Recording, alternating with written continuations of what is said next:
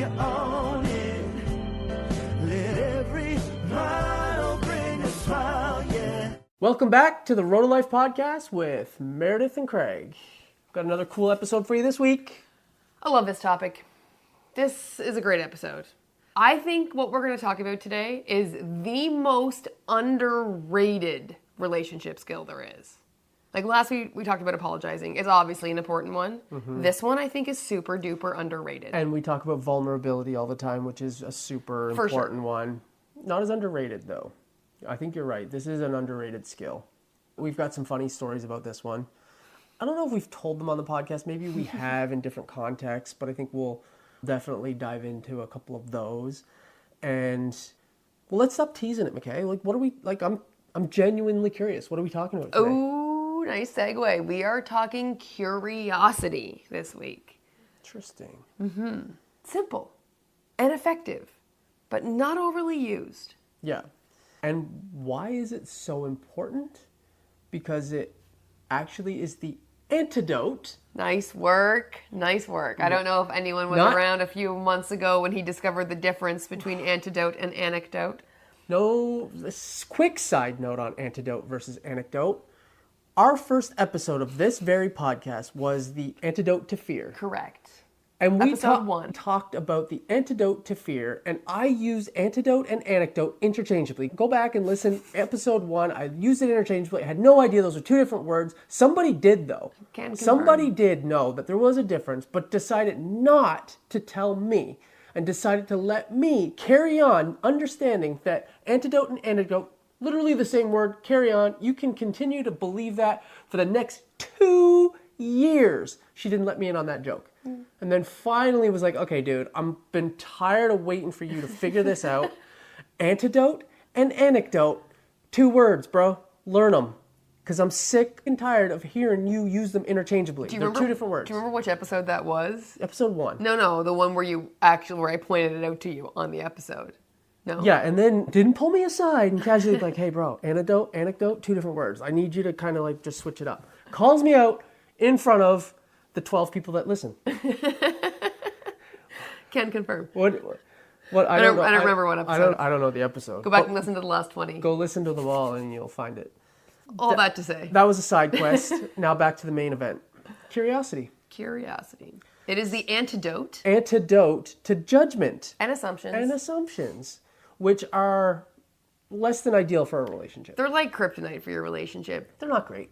When you start making assumptions and judgments, that's when disconnection starts to breed, a little resentment starts to breed, because I'm making an assumption that like you did that on purpose. Yeah, or like your spouse comes home after a really tough day at work. Maybe their boss was tough to deal with that day and they're just not in a mood. They're in a bad mood.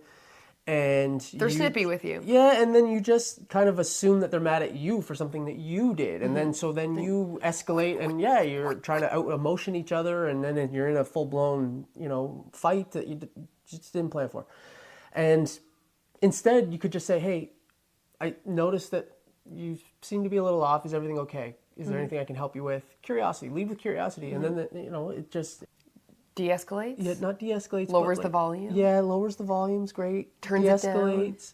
If you had a bomb and you... Well, detonate? With the opposite of detonate? Yes. I don't know. You know what I mean, right, though? Yeah. Yeah, they got it. Yeah, you got it. Yeah. De-escalates? Maybe. Just let's go with de-escalates. Okay.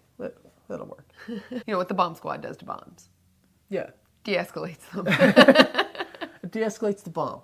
I know we've shared this story on a podcast episode before, but it's beautifully illustrated when we went for the walk in the park and you asked me how my girls' night went. It was anything but a walk in the park that day. That conversation. And you said, how was your girls' night? What'd you do? Just chit-chat?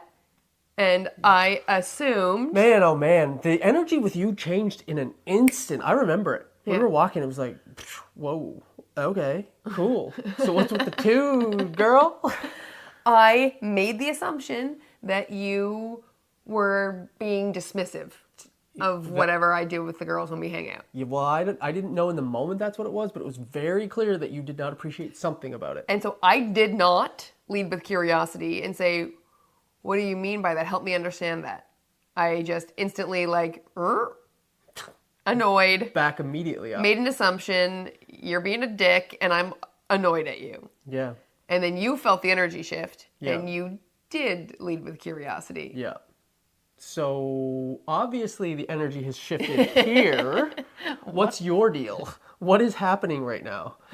And then you just Explained let me know. it. Yeah. And I was like, cool. Like, I get it. I understand. You think I'm belittling. But, like, when you come back from every girls' trip and I ask you what you get up to, what literally do you say that comes out of your lips? We just chit-chatted. Literally the exact same words I use, but I hear them differently when you use them. When I use them, yeah. So that could have escalated if we both didn't lead with curiosity. Thankfully, one of us led with curiosity and de-escalated that bomb. Yeah. When you find a bomb... Defuse! Thank you! Thank you! Yes! Defuse! Teamwork. Got it. Defuse the bomb. De-escalate the bomb. Defuse the bomb. You got it. All right, so if curiosity is the antidote to judgment and fear, which I think we've just illustrated that beautifully, it diffuses the situation. Yeah. What else does it do? What's the positive impact of me leading with curiosity? Like, we've diffused the negative. What is leading with curiosity? It just lets the other person know that you're a safe space, that you care about them. Mm-hmm. You're just looking to understand them and see them and hear them and value them and respect them. Like, it's you trying to understand and get into their world a little bit. So it creates this, like, almost this sense of understanding and empathy, if you will. And like, because you're really good at asking questions, like leading with curiosity always, whenever we're doing something, whenever we've done something. What was your favorite part of that? What part would you want to do again? Like the other, like, I don't even know what day it was, like 3 days ago, just a random like Wednesday. You're like, what was your favorite part of the day today? I was like, oh, it was actually when we played soccer with the kids. But it's, like, you always ask it on vacation, but it wasn't like a special time. It was just a random day. You're like, what was your favorite part of the day today? I think we had a busy day. There was a lot going on. We had a lot of family time. It was just a day where it felt like there was some cool stuff going on, and I was just curious what your favorite part of the day was. Because there was lots of things that you could have chosen, but it's always nice to know, of all the cool things, what was the coolest. Right. And when you ask me that question, because it's more specific, it's not, how was your day? Because how was your day gets you fine, or like a giant 4-page book report on how the day was. Either way, not helpful. When you ask something like you do that's super specific, what was your favorite part of the day today? Then I have to stop and think, like, what was my favorite part of the day today? And because I've had to stop and think, it makes me feel like you actually care about the answer. When I'm just giving you a fine, like, how's your day? It was fine. I think you're just asking out of habit, or you're not asking because you're genuinely curious. You're asking just because. Especially if I ask you that question, how was your day? You answer fine. I'm like, cool, and I carry on with my day. Yeah, totally. It's like, okay, he doesn't actually care. I made the assumption you didn't care, and you proved that maybe that was true. Yeah, I satisfied you with fine. Okay, you didn't care. Yeah. Whereas when you ask something specific, I don't believe you're going to be satisfied with fine. I have to go well, you can't answer with fine. Right. I have to go a layer deeper in my brain and come up with what was my favorite part. I have to think about it. And because you've made me think about it, I think you actually care about the answer, and you actually kind of want to be a part of my day. By asking me what the best part of it was, you want to be engaged in my day with me. It also shows the other person on another level that by asking a question like, what was the best part of your day? Now I know, of all the cool things we did, these are the coolest. That these are the things that you really liked. And now I am armed with information that I can use to make your day cool down the line. Like, we can, remember that time when we did that thing that you really loved? Let's go do that again. Like the world's second largest rocking chair. Yeah, that's an awesome thing. If you're in Missouri, you have to go check it out. It's worth the stop. Better than the world's largest. Trust us. But I think it's cool. It's like what you're saying is actually that, like, you ask a question because you want to learn more about me. And one of the biggest things that I think that happens over time in a relationship is we assume we know everything about the person. And we get super complacent and just make the assumption of everything, however they're going to react and be in life. Yeah, I still remember when we've been coaching other couples, and some that have been together a very long time, they'll say, like, I already know everything about this person. But then they're in this place where they're super disconnected and they don't know how to talk to each other anymore. And it's like, but you don't know absolutely everything. And you're evolving every day. Like that, you're experiencing the world every day. So there's something new literally every single day that you can ask about and learn about from this person. Like, sure, you've been together 30 years and you know a lot, but literally they had an experience today. And you don't know unless you ask how they experienced it. What they took from it, what they learned from it, what they enjoyed about it, what they they hated about it, what they're afraid of. Yeah. What their biggest fear was about it. Or did it create a fear going forward? Like maybe it was a rough day and there's something now that they're taking, looking into the future that they're afraid of. Is there something there that you can now help them, support them through? Yeah. And so it's really important to understand that even though you've been with someone for 30, 40 years or whatever it's been, they are still experiencing life every single day. And if you're not staying on top and staying curious and asking questions, then you're growing further apart. Boom. Boom. Goes the dynamite. Right? So I think not only do you diffuse major bombs from going off in your relationship, but like it builds such connection in your relationship. And that's the one thing we hear more than anything else is we feel disconnected. And it's because they're not doing these little teeny tiny things like asking questions that they're genuinely curious about. And the trick is asking a specific question. That's the first half of the trick.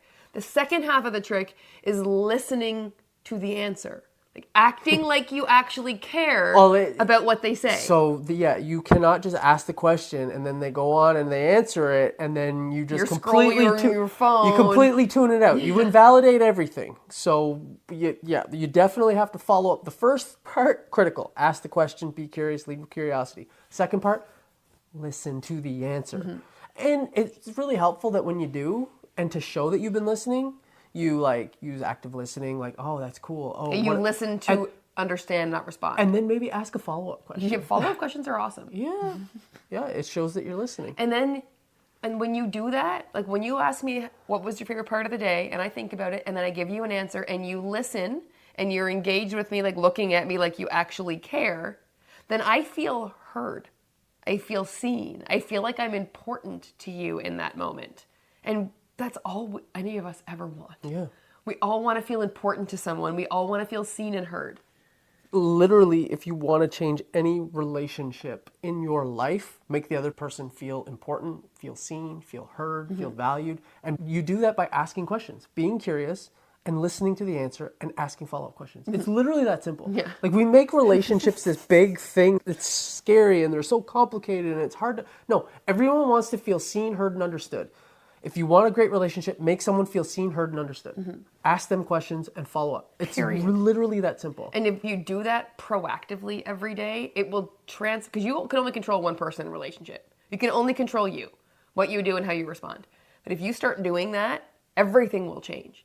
And I think the most critical, it's important to do it all the time. Like have a regular, like we like to do the daily check-in question in the evening as we're getting ready for bed and like, you know, the lights are off and you're kind of tired and it feels like it's safer to be vulnerable. I don't know. There's something about the nighttime that just like makes it easier to open up. So having a daily, like regularly scheduled time to do that is super helpful to get all those beautiful benefits.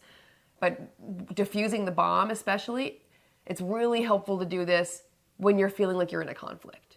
When you've got a difference of opinion on something, leading with curiosity then and asking questions, not assuming you know where they're coming from, not assuming you understand why they're coming from there, but actually asking questions in the conflict and then listening to understand, not respond, so you actually can understand where that person is coming from will give you the seed of agreement you need to actually resolve a conflict. So 100%. It's important all the time, but it's like uber duper important in... Uber duper important in a conflict. When a conflict is bubbling. Yeah, 100%. Couldn't agree more. I think we've given them some great gold nuggets here to... Yeah. Curiosity. The underrated superpower that you didn't know you had. Yeah. Practice it. You get better with practice. Yeah.